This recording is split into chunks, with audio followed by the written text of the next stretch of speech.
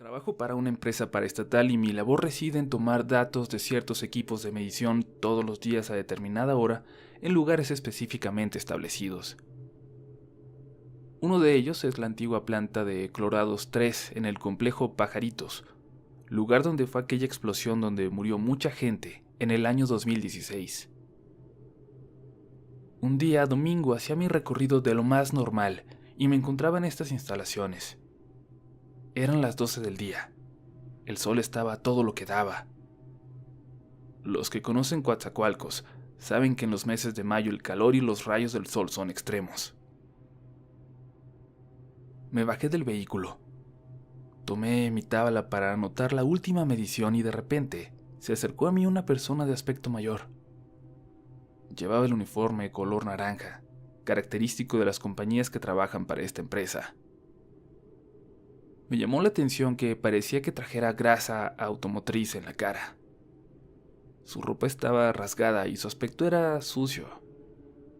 Traía una botella de plástico en la mano y me dijo: «Jefecito, ¿no tiene usted un poquito de agua que me regale?» «No, hermano, traía un refresco, pero ya me lo terminé. Si no, con gusto te regalaba un poco», le respondí. Y él, ya un poco desanimado, solo me dijo: «Está bien, jefe, no se preocupe». En eso me enfoqué a tomar mis datos para irme al siguiente punto, pero mientras hacía esto le decía: «Si gustas, ve con el vigilante. Ahí tienen un garrafón con agua fría y te deben dar un poco». Pero cuando terminé de hablar me di cuenta de que ya no había nadie. Este equipo estaba lejos de todo, por lo menos lo tendría que haber visto alejarse, pero no fue así. Y bueno, traté de no darle importancia, así que me subí a mi vehículo y lo arranqué. Pero en eso sentí curiosidad e hice un recorrido cerca del área para comprobar que se había visto a un trabajador. No encontré a nadie. Intenté ignorarlo y pensé: algún tipo que andaba crudo y por eso estaba buscando agua. Me dirigí a la salida. Ahí le comenté al vigilante: «No tarda en venir un crudito de la compañía por agua». Los dos vigilantes se quedaron viendo. Me dijeron: «No, compañero, ahorita no hay trabajando ninguna compañía». «Entonces es del taller mecánico», les dije. «No, hace años que los talleres están cerrados. Y si así fuera, es domingo. Ni las compañías ni los talleres trabajan».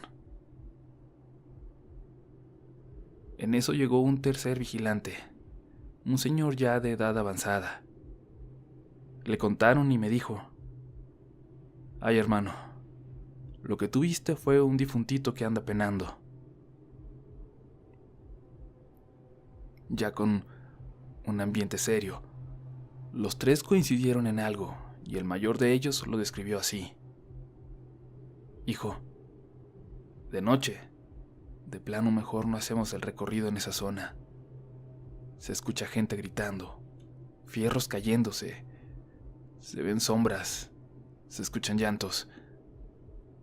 Es un lugar de mucho miedo y si tienes el valor de hacer el recorrido se te apaga la lámpara y en el radio se empiezan a escuchar voces». Yo solo pude responder: «Amigo, si de día se ven, no me quiero imaginar de noche».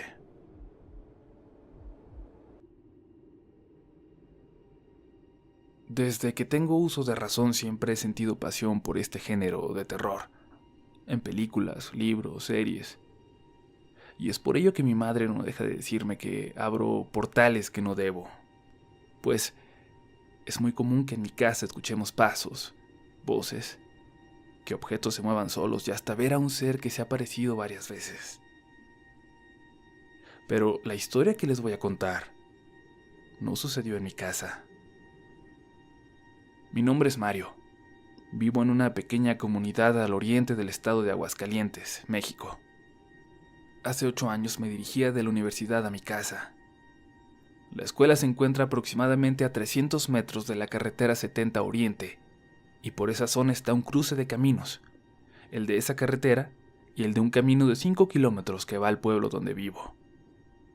Ahora ya es carretera estatal, pero antes era solo un camino de terracería. El camino estaba sin alumbrado ni casa alguna en el trayecto en aquella época. Ahora hay algunas construcciones. Aquella vez eran las 4 de la tarde. Yo iba en bicicleta cuando, al llegar al crucero que les mencioné, me percaté de que había un olor fétido, horrible. Aunque es muy común que en esos caminos tiren animales muertos como gatos, perros o hasta vacas, por lo que pensé que ese era el caso. Pero esta vez el olor era demasiado fuerte. Recuerdo perfectamente que era un martes, pues todas las noches de ese día de la semana me reunía con mis amigos de Betulia, Jalisco, cerca de mi pueblo. Para ello, unos amigos pasaban en un vehículo por mí a la carretera 70 Oriente, pero yo tenía que dirigirme en bicicleta desde mi casa hasta ese cruce. Siempre lo hacía, y no me daba miedo para nada, hasta esa noche. Ya eran las 7 cuando me dirigí al punto acordado, y al ir acercándome a la carretera me percaté de que había luces de patrullas y ambulancias. Al llegar confirmé que eran patrullas federales que resguardaban la zona del crucero, pero al preguntarles qué había pasado solo me dieron la orden de que me retirara. Como era costumbre, escondí mi bicicleta entre la maleza y como cada martes mis amigos pasaron por mí. La reunión transcurrió sin contratiempo alguno. Regresamos y mis amigos me dejaron, ahí donde horas antes había unas 10 patrullas de policías federales. Me acerqué a la zona, pero no vi nada raro. Busqué mi bicicleta y comencé mi camino a casa. Siempre me gusta escuchar música mientras ando en bicicleta, pero para mi mala fortuna, mi celular se había quedado sin pila. La noche estaba tan clara gracias a la luz de la luna llena que había. La temperatura también era bastante cómoda. Al comenzar a pedalear, vi perfectamente cómo una silueta cruzaba ese camino de terracería de un lado a otro. Pero no pensé en nada de otro mundo, incluso solo se me ocurrió que quizás era un preso que se había fugado, pues el centro de rehabilitación social El Llano se encontraba a unos 3 kilómetros. Pero en cuestión de segundos escuché una risa burlona. Burlona pero con maldad. En ese momento la piel se me erizó. Incluso sentí como si la temperatura hubiese bajado unos cuantos grados. Me quedé inmóvil, no podía ni siquiera comenzar a pedalear mi bicicleta. Yo quería rezar, pero no podía ni recordar el Padre Nuestro. Después de unos momentos, me pude mover y no sé si por instinto volteé hacia donde escuché esa risa, y cuando giré mi cabeza, descubrí que esa risa macabra venía del lugar que resguardaban los federales unas horas antes. Al voltear vi una silueta escondida detrás de un árbol. Arranqué mi bicicleta con todas mis fuerzas cuando pude ver que esa silueta se dirigía hacia mí. Aunque la luna estaba a su máximo esplendor, no pude darme cuenta con claridad de qué era. Solo veía una especie de sombra acercarse. Mi bicicleta y mis piernas iban a toda su capacidad. Cuando llevaba más o menos 1 kilómetro, escuché una especie de rugido, como el sonido de una bestia. Paré mi bicicleta y no sé si por estupidez o por intuición, volteé hacia atrás y vi como un perro negro me seguía. Aunque era de noche, podía ver cómo sus ojos eran de color amarillo y estaba a una decenas de metros de mí. Sé que muchos quizás no me van a creer, pero les aseguro que lo vi perfectamente. Y entonces dio media vuelta y regresó rumbo a la carretera. Continué mi camino y me tomó 10 minutos llegar a mi casa cuando normalmente hago 20. Mi mamá estaba despierta esperándome, cosa que nunca hacía. Cuando le pregunté que por qué estaba despierta, me dijo algo que me heló la sangre. Me dijo que habían encontrado una cabeza humana en el crucero, donde minutos antes había vivido el peor momento de mi vida, y que estaba muy preocupada por mí. Yo tan solo la abracé, le dije buenas noches y me fui a mi habitación. Durante toda la semana siguiente me reporté enfermo en la universidad. Cuando llegó el martes de reunión, le pedí a mis amigos que pasaran por mí hasta mi casa. Las reuniones eran de un movimiento juvenil católico, así que al llegar, hablé con el sacerdote que siempre estaba presente. Le comenté lo que me había sucedido. Me regaló entonces una pulsera de San Benito. La bendijo y me dijo que nunca me la quitara, pues lo que había visto no era el alma del cristiano que el crimen organizado había asesinado, sino un demonio. Un demonio que se aprovechó de la situación, pero ¿para qué? No lo sabía. Me pidió que no tuviera miedo al pasar por ahí, pues el demonio no necesita de un lugar en específico para hacer de las suyas. De regreso a casa, al bajar por el camino de terracería, la persona que iba de copiloto nos preguntó: ¿lo vieron? Y sin decir nada más, el piloto dijo: la sombra que cruzó el camino. Yo no pude evitar ponerme nervioso, pero no les dije lo que me había sucedido para no sugestionar su regreso. De hecho, me costó 9 meses contarles. Desde entonces, no he vuelto a pasar por ese punto de noche y de día.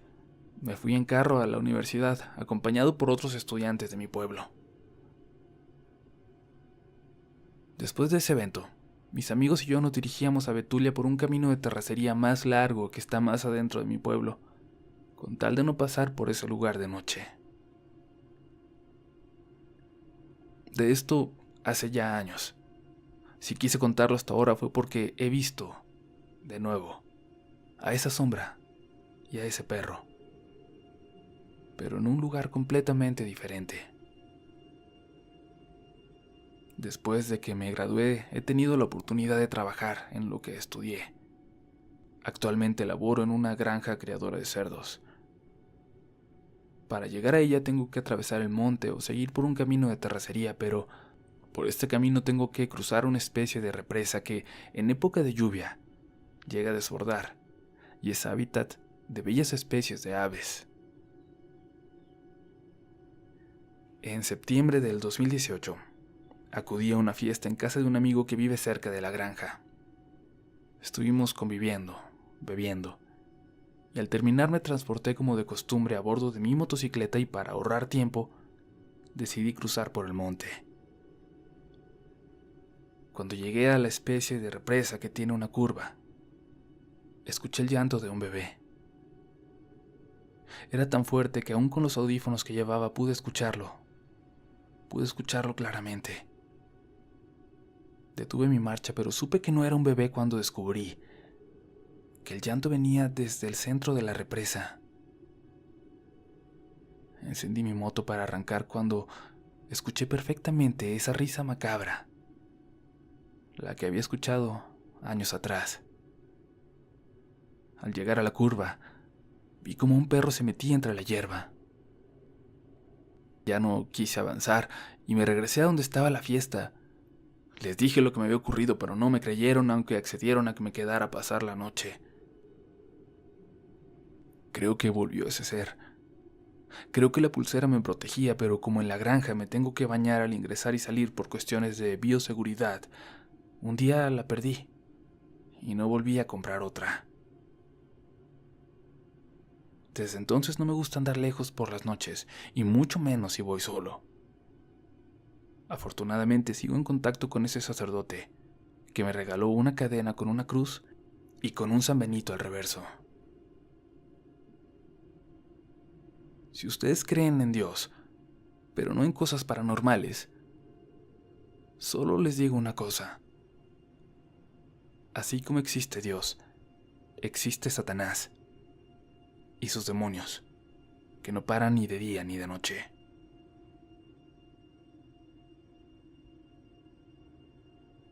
Hola comunidad. Nunca he tenido experiencias paranormales y por esta razón le pedí a mi mamá que me contara una historia de tantas que ella conoce para compartirla con ustedes. Dicho esto, comienzo con el relato y espero lo disfruten. Esta historia sucedió en los años 50, en algún lugar de Sonora. Cuenta mi madre que mi abuela materna trabajaba en un campo agrícola y había días en los que tenía que quedarse a dormir ahí ya que se le hacía muy pesado ir y venir hasta su casa. Mi abuela tenía 3 hijos que trabajaban con ella en el campo porque ella no tenía esposo. El patrón les proporcionaba unos cuartos para que durmieran ahí. En el campo había trabajadores de pueblos aledaños, y los que vivían cerca obviamente se iban a su casa y regresaban al otro día por la mañana. Los que venían de lejos preferían irse los fines de semana a sus respectivos hogares. Cierta ocasión el capataz de dicho lugar les avisó que en los próximos días iban a necesitar palas y azadones, por lo que les dijo a los trabajadores que los que no contaran con dichas herramientas las consiguieran, ya que las que había en el campo no alcanzarían para todos. En aquellos tiempos era común que las personas tuvieran sus propias herramientas de trabajo. Mi abuela, al no contar con lo que le pedían, le dijo a su hijo mayor que él tenía que ir por las herramientas hasta la casa. Al día siguiente se levantaron muy temprano como de costumbre. Mi abuela preparó el lonche que mi tío llevaría para el camino, el agua y todo lo necesario para el viaje. Mi tío Pancho, en aquellos tiempos tenía 17 años. Mi madre lo describe como un joven tranquilo, trabajador y muy obediente. Según cuenta mi madre, su hermano Pancho salió en la carreta a las 9 de la mañana.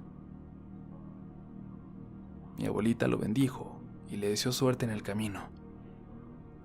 El viaje era de 4 horas aproximadamente entre ida y venida en la carreta.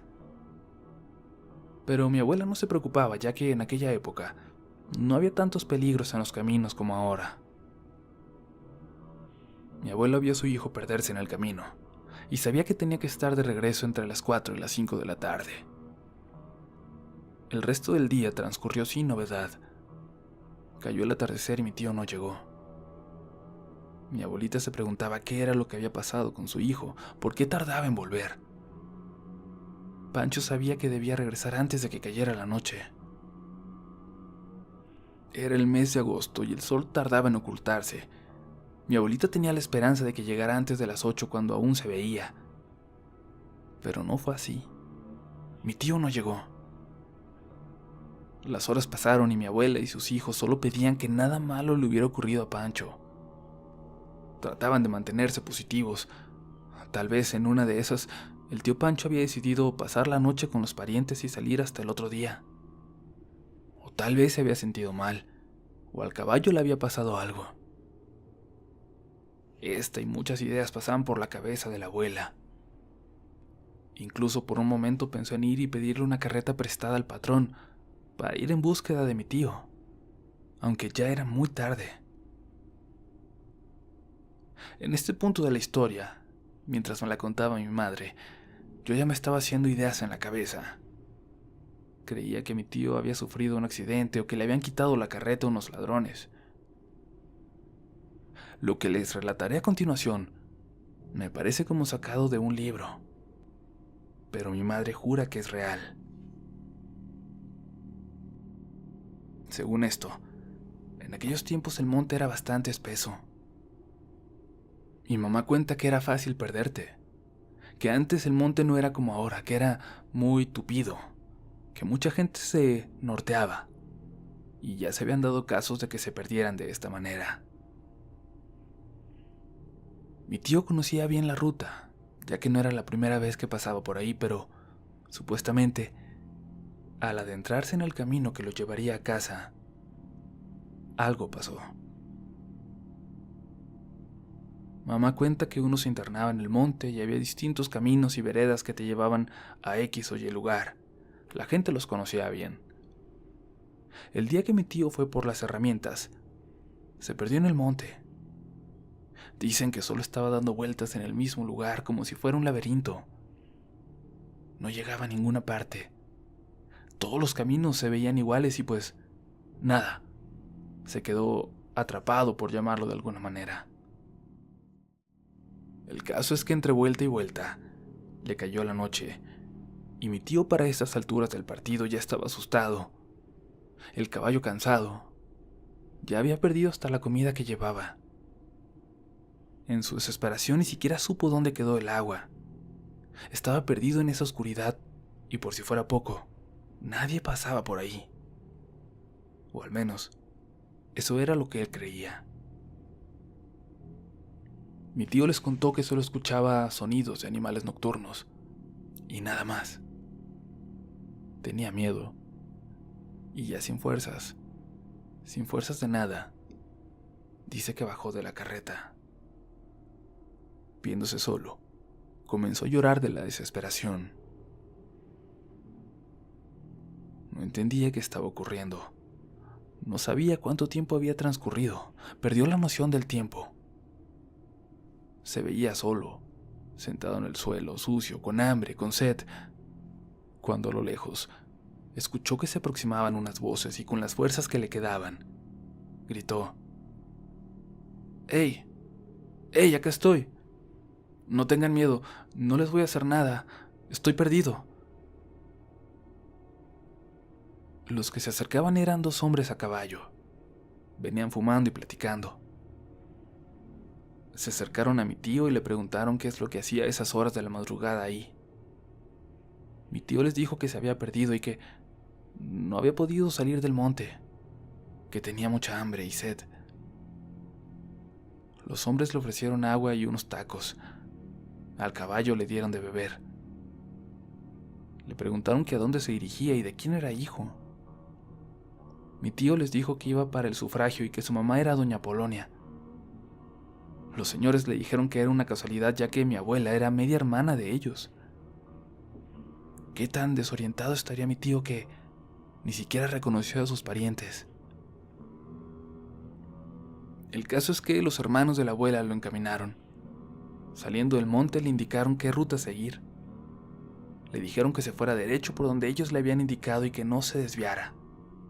Les faltaban unos 15 minutos para llegar a la ranchería, cuando se separaron de él. Cuando mi tío llegó a la casa eran casi las 3 de la madrugada.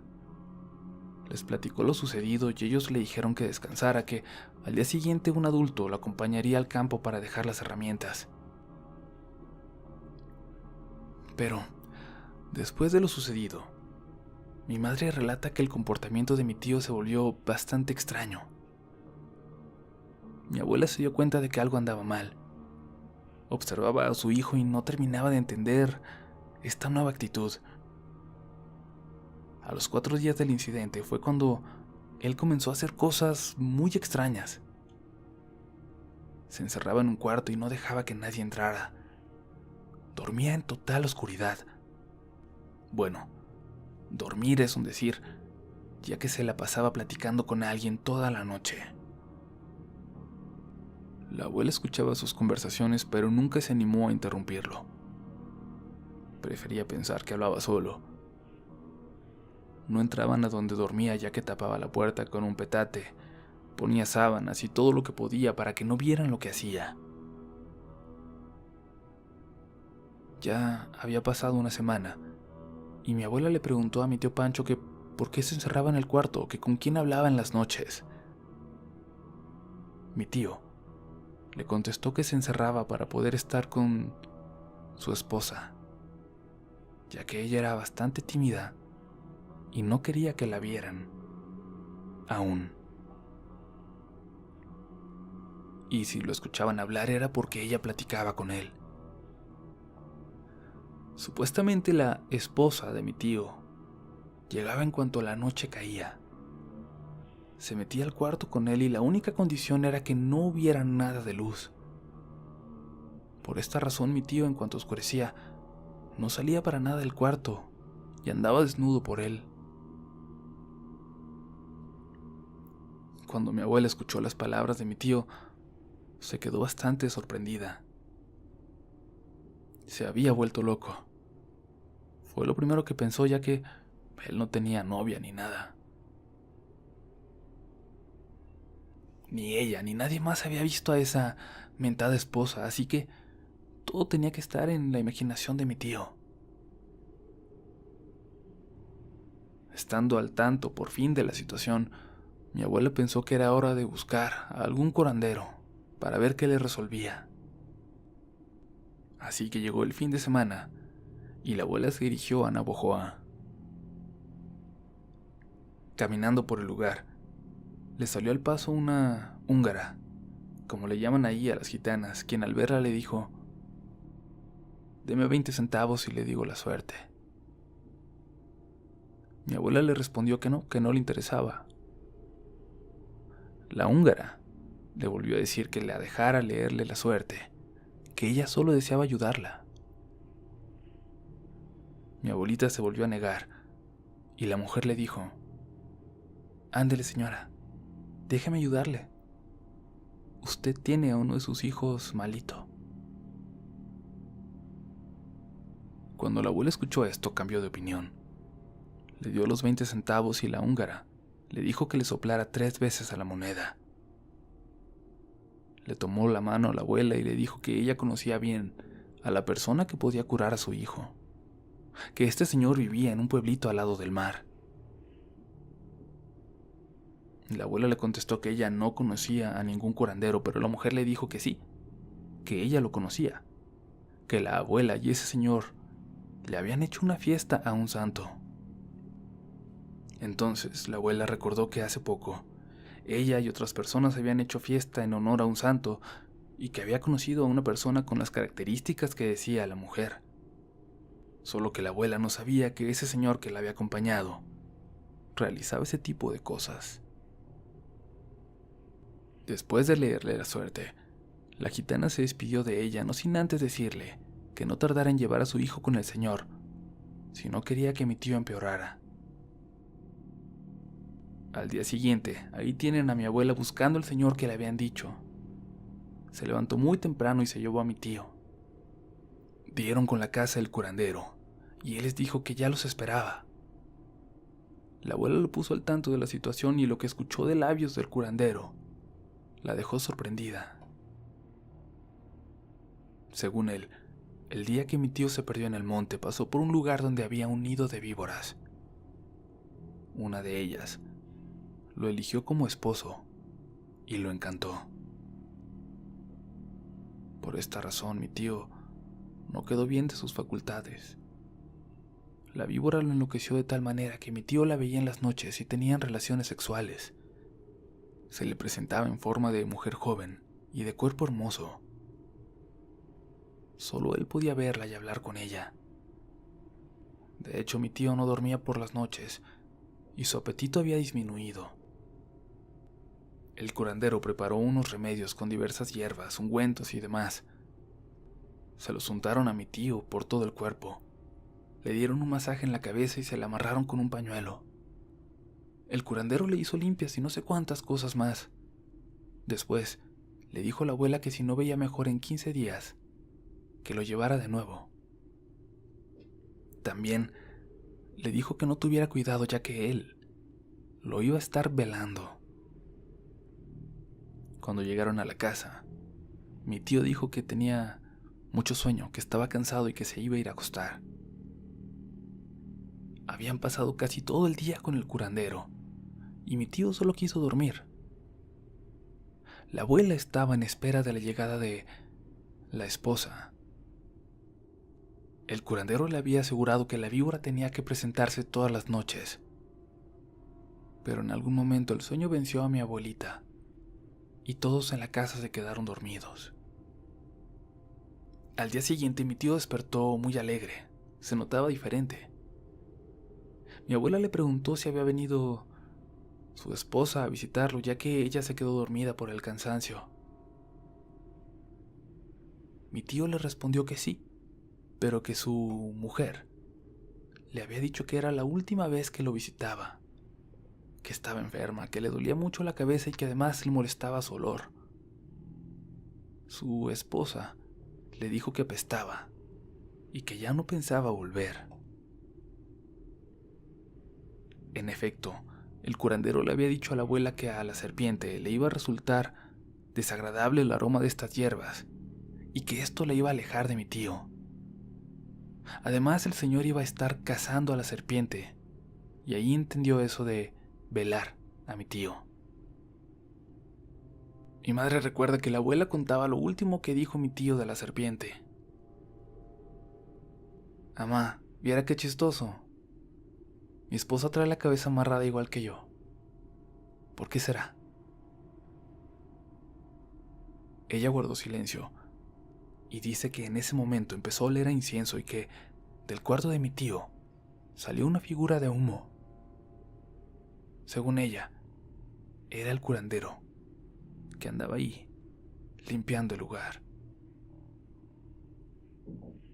Mi tío se recuperó totalmente. Con el tiempo no recordó nada de su esposa ni de lo que había pasado.